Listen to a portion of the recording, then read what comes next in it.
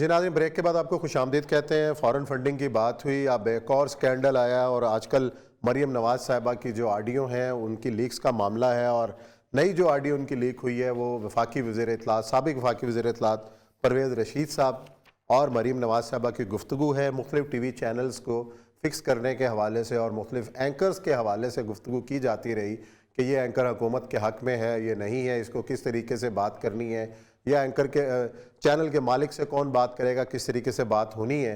तो मरीम नवाज़ साहबा की ये दूसरी या तीसरी वीडियो है, ऑडियो लीक है, जिसके बारे में ख़ुद मरीम नवाज़ साहबा ने ये कहा कि उन्हीं की ये आवाज़ है।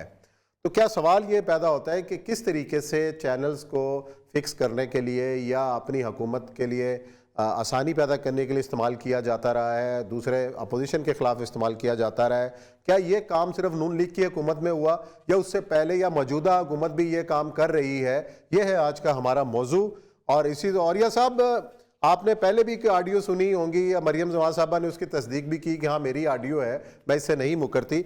जो अब बात हुई है वो एक ख़ास चैनल के हवाले से हुई है और मुख्तलिफ जो उनके तज्ज़ियाकार हैं उनके हवाले से हुई है कि जी ये थोड़ा सा इन्होंने कॉलम भी फलाने का बंद कर दिया। हफीजुल्लाह न्याज़ी साहब के हवाले से बात की कि जी उनको उन्होंने प्रोग्राम से भी हटा दिया, फलाना जो तज्ज़ियाकार है वो हमारे हक़ में बात नहीं कर रहा और मुखालफत में अपोजिशन की तरफ ज़्यादा जा रहा है। तो ये जो सिलसिला है, क्या इसका जो आगाज़ है वो नून लीग ने किया या इसकी जो तारीख़ इससे भी पुरानी है? इससे पहले भी जो इस तरह पहले अखबारात हुआ करते थे, अखबारात को किस तरीके से कंट्रोल किया जाता रहा, जब चैनल्स आए और चैनल्स को किस तरीके से कंट्रोल किया जाता रहा?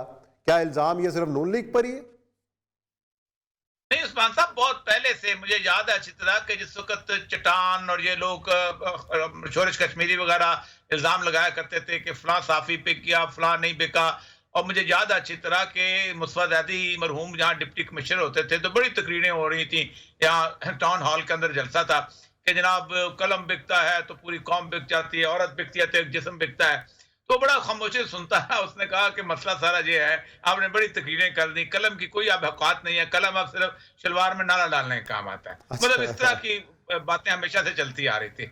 देखिए परवेज रशीद साहब मेरे भी मशीरे इत्तलात थे जब मैं सेक्रेटरी इंफॉर्मेशन था।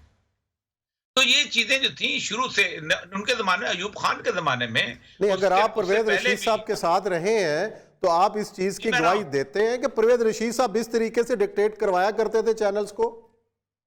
नहीं, ये डिक्टेशन की बात नहीं, ये गुफ्तगू करनी होती। देखें, एक बहुत बड़े कॉलम निगार थे, एक अखबार में लिखते थे, वो चाहते थे कि जंग अखबार में चले जाएं। तो हर बात है कि वो तल्लुकात लोगों के जब पार्टी में नहीं तो उन्होंने जंग अखबार में उनसे बात की। मुझे अच्छी तरह याद है, हमने वहाँ उनका कराची में रहने वहने का भी वो किया, सब कुछ किया। फिर उसके बाद वो पुराने अखबार वाले जो थे वो बहुत पुराने इनके तल्लुकात वाले थे, अब तो फौत हो गए हैं हजरत जो हैं। तो उन्होंने बड़ा गिला किया कि ये क्यों आपने किया। तो उन्होंने कहा कि मैं तो वहाँ बड़ा अखबार है, मैं वहाँ जाना चाहता था। हर बंदे का तो एक मनूवरेबिलिटी तो होती है। देखिए उस्मान साहब, एक रियलिटी को हमें एक्सेप्ट करना चाहिए कि हर पार्टी जो है, ये पार्टी लोगों को अपने अपने लोगों को इन्फ्लुएंस करती है। और वो कौन कौन नहीं करता, कौन नहीं। आपके पास पार्टी का छोटे छोटे जहाँ एनजीओ होती हैं वो कहती हैं हमारी खबर लगाएं, हमारा ये करें, और इस तरह के चलते रहते हैं। अच्छा, और ये सब इस पूरी ऑडियो लीक के अंदर एक नाम लिया गया, हफीजुल्लाह न्याज़ी साहब। हफीजुल्लाह न्याज़ी साहब बेबाक किस्म के तज्जियाकार हैं, जो बात होती है वो दबंग अंदाज में करने के कायल हैं। हफीजुल्लाह न्याज़ी साहब ने हमें ज्वाइन किया है, उन्हीं से पूछते हैं। न्याज़ी साहब, आप एक मकबूल प्रोग्राम करते हैं बड़े चैनल के ऊपर और आपकी आवाज़ बेलाग तबसरा होता है, आपका बड़ा जानदार तबसरा होता है माशाल्लाह। तो आपसे क्या शिकायत हो सकती है? आप तो नून लीग के खाते में गिने जाते हैं और नून लीग आप ही के खिलाफ जो है वो शिकायतें कर रही, ये क्या कहानी है?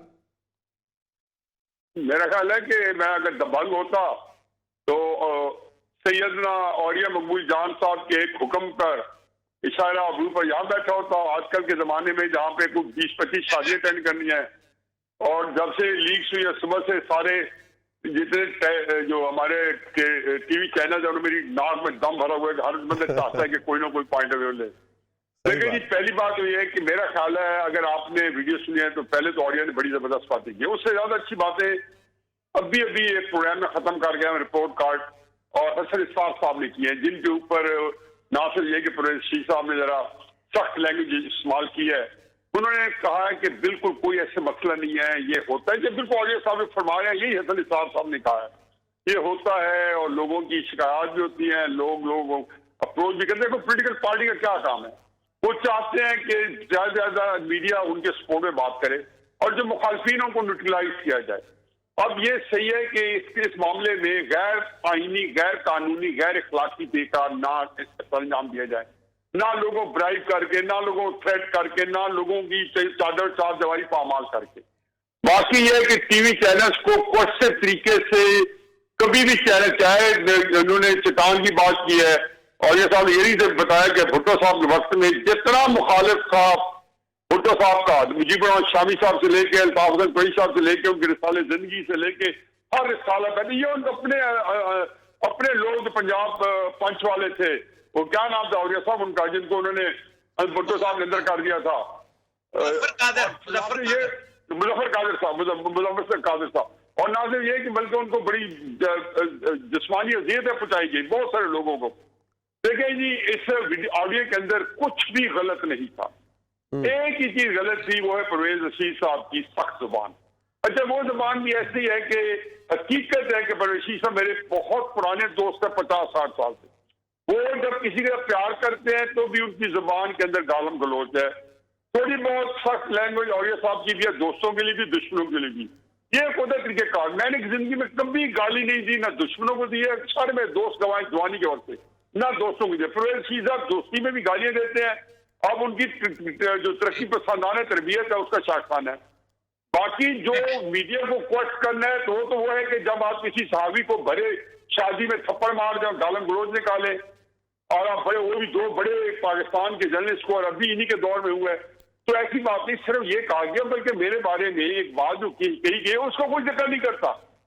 रशीद साहब मरियम नवाज साहबा को बता रहे हैं कि हफीजुल्लाह न्याजी का कॉलम भी बंद कर दिया गया है। आज मैं सोहेल वड़ाई साहब हमारे चीफ एडिटर हैं जंग के, मैंने कहा जी पूछे ना, ये बात कोई नहीं क्यों नहीं करता कि मेरा कॉलम क्यों बंद है जंग में 3 साल से 4 साल से, आखिर मेरे खिलाफ जो कार्रवाई की गई है। अच्छा, फिर उसके बाद मुझे मेरे प्रोग्राम क्यों बंद करा दिया गया? मुझे जियो से कभी फारिग कर देते हैं, कभी कहते हैं एक दिन के आ जाए, कभी कहते हैं ना आया करें, कभी कहते हैं कि 2 हफ्ते के लिए आप घर बैठे रहे। तो ये कौन कर रहे हैं?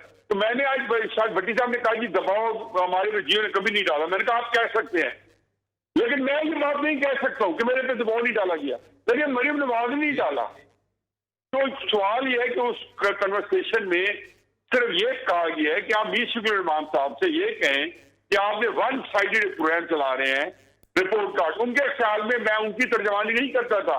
I stand vindicated. मुझे शुक्र है कि परवेज साहब ने बताया है, माना है, और मैं हमेशा ये कहता हूँ कि दुनिया की कोई माई का लाल मुझे डिक्टेट नहीं करा सकता, और मेरे अपने असूल जवाबत है। मैं अगर नवाज शरीफ साहब को थोड़ा बहुत उनको मेरी सपोर्ट का एडवांटेज है, वो ये है कि जो निजाम चल रहा है, मुझे पता है कि इस निजाम ने 70 साल से पाकिस्तान की चूल्हे हिलाई हैं।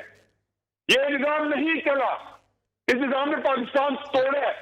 ये -1 का फार्मूला और ये साहब मुझे ज्यादा तारीख का दरा रखते हैं, बहुत बड़े स्कॉलर हैं, वो फकर है, आलम दीन है, आलम तारीख है। ख्वाजा नाजमुद्दीन से शुरू हुआ था -1, मोहम्मद अली बोगरा -1। ये कौन इनको ये इख्तियार देता है कि इलेक्टेड लोगों में से ये कहें कि ये आ सकता है, ये नहीं आ सकता, और उसके बाद सियासतदान जो है वो यही कर सकते हैं। अब कई जगह पे मतलब जियो बन रहा, हमारे को पता है नवाज शरीफ इक़्तिदार में थे, कैमरा ने कहा कि जिस केबल ऑपरेटर जियो को ऑफेयर किया उसका हम लाइसेंस कैसे कर देंगे। मैं मियां वाली था, मैंने आज अपनी जियो के प्रोग्राम में ये बात कही। मैंने केबल ऑपरेटर से पूछा कि भाई ये जियो तो बंद क्यों है? वो तो हुकूमत ने कहा कि हम तुम्हारा लाइसेंस कैसे कर देंगे। उन्होंने कहा जनाब वाले बिल्कुल सही है। डिप्टी कमिश्नर ने कहा है जो औरिया साहब को कोई जूनियर होगा। लेकिन ये तो नाई साहब होता रहे। आजकल के दौर की अगर बात करें, इमरान खान साहब की हुकूमत की बात करें 3.5 साल से, क्या इनकी हुकूमत में मीडिया मैनेज नहीं हो रहा? ओह यस, बहुत ज्यादा। यही मैं कर जी जी मैं कह इनकी हुकूमत में मीडिया मैनेज नहीं हो रहा। मैं बिल्कुल मैं समझता हूँ बहुत ज्यादा। उस्मान साहब बहुत हो रहा है, फिजर नाइक साहब को भी पता है, हमें भी पता है कि कौन कौन से प्रोग्राम में अगर खुल के बात करने का मौका मिले तो जलजला आ जाए। मैं सच्ची बात करता हूँ। नाई साहब बताएं जरा। औरिया साहब एक छोटी बात बताऊं। 1.5 साल पहले मुझे जियो ने कहा थी कि आप ना आए टीवी पे। मेरे औरिया साहब के उस्ताद भी हैं, दोस्त भी हैं, पाकिस्तान में बहुत बड़ा टीवी प्रोग्राम करते हैं। तो उन्होंने मुझे कहा कि आप ऐसा करें 4 दिन आप मेरे प्रोग्राम में आ जाया करें ताकि आपको एक्सपोजर मिलता रहे। मैंने कहा बहुत अच्छी बात है। अब तय हो गया, उन्होंने कहा जी मेरे प्रोग्राम में आप 15-20 मिनट के लिए आपके पेरेंट्स हो जाया करेगी। मुझे कहा फलां वक्त में आप उस दिन स्टूडियो पहुंच जाए, इतने वक्त से पहले। मैं तो जो दिन था मसलन मंडे के दिन जाना था, तो मुझे कुछ 2-2:30 बजे वहां के प्रोड्यूसर का फोन आया कि जी टेक्निकल रीजन है तो आज आप ना आए। मैं हंस पड़ा अपने दिल में। शाम को प्रोग्राम के बाद मेरे दोस्त का फोन है, वो हंस के लौट पौट होते हैं। वो कहे यार मुझे नहीं पता था कि हमारे पूरे टीवी चैनल पे आप बैन है। मुझे उससे पहले कई दोस्त बता चुके हैं जो कि मुख्तलिफ चैनल्स में हैं, जो बड़े बड़े एंकर लोग कहते हैं जी हमें खसूसी तौर पर काले फजूला न्याजी को ना ले। और वो वजह आपको भी पता है न्याजी साहब के कहाँ से बैन है। आप बहुत शुक्रिया आपका, आपने वक्त दिया और तफसील से बताया। और ये सब यहाँ ब्रेक लेते हैं, ब्रेक के बाद आएंगे और जिक्र करेंगे कराची तारिक रोड पे मस्जिद का मामला आखिर है क्या और आज सुप्रीम कोर्ट के अंदर क्या हुआ।